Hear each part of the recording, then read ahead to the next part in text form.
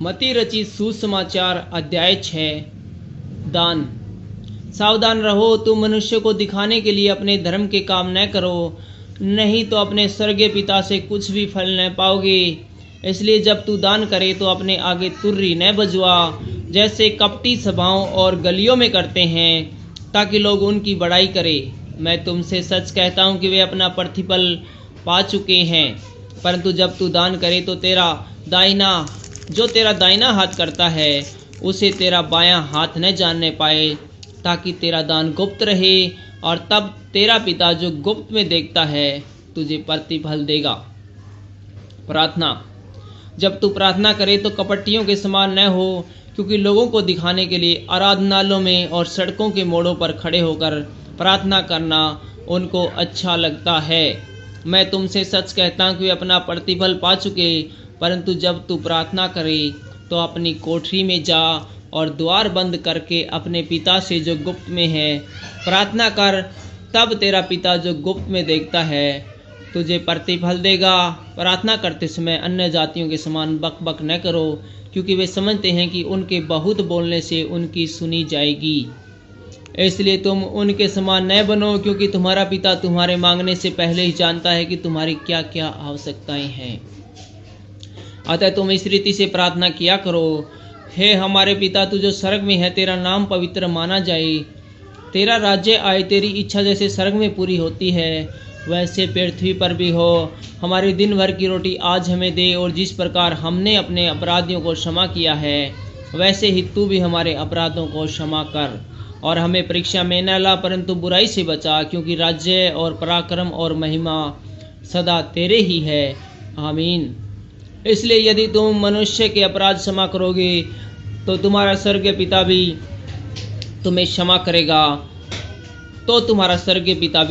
करेगा, और यदि तुम मनुष्य के अपराध क्षमा न करोगे तो तुम्हारा पिता भी तुम्हारे अपराध क्षमा न करेगा। उपवास। जब तुम उपवास करो तो कपटियों के समान तुम्हारे मुंह पर उदासी न छाई रहे, क्योंकि वे अपना मुंह बनाए रहते हैं ताकि लोग उन्हें उपवासी जाने। मैं तुमसे सच कहता हूँ कि वे अपना प्रतिफल पा चुके।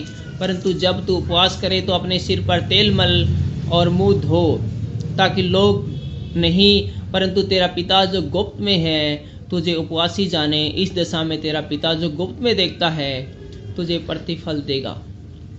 स्वर्गीय धन।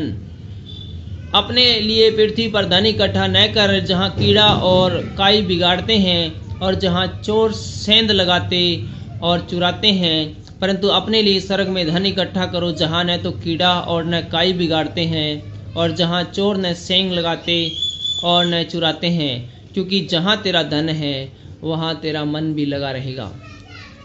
शरीर की ज्योति। शरीर का दिया आँख है, इसलिए तेरी आँखें निर्मल हो तो तेरा सारा शरीर भी उजियाला होगा। परंतु यदि तेरी आँख बुरी हो तो तेरा सारा शरीर भी अंधियारा होगा। इस कारण वह उजियाला जो तुझ में है यदि अंधकार हो तो वह अंधकार कैसा बड़ा होगा। परमेश्वर और धन। कोई मनुष्य दो स्वामी की सेवा नहीं कर सकता, क्योंकि वह एक से बैर और दूसरे से प्रेम रखेगा, या एक से मिला रहेगा और दूसरे को तुच्छ जानेगा। तुम परमेश्वर और धन दोनों की सेवा नहीं कर सकते। इसलिए मैं तुमसे कहता हूँ कि अपने प्राण के लिए यह चिंता न करो कि हम क्या खाएंगे और क्या पिएंगे, और न अपने शरीर के लिए कि क्या पहनेंगे। क्या प्राण भोजन से और शरीर वस्त्र से बढ़कर नहीं? आकाश के पक्षियों को देखो, वे न बोते हैं, न काटते हैं और न खत्तों में बटोरते हैं, फिर भी तुम्हारा स्वर्गीय पिता उसको खिलाता है। क्या तुम उनसे अधिक मूल्य नहीं रखते? तुम में से कौन है जो चिंता करके अपनी आयु में एक घड़ी भी बढ़ा सकता है? और वस्त्र के लिए क्यों चिंता करते हो? जंगली शोषणों पर ध्यान करो कि वे कैसे बढ़ते हैं। वे न तो परिश्रम करते न काटते हैं। तो भी मैं तुमसे कहता हूँ कि सुलेमान भी अपने सारे वैभव में उनमें से किसी के समान वस्त्र पहने हुए न था।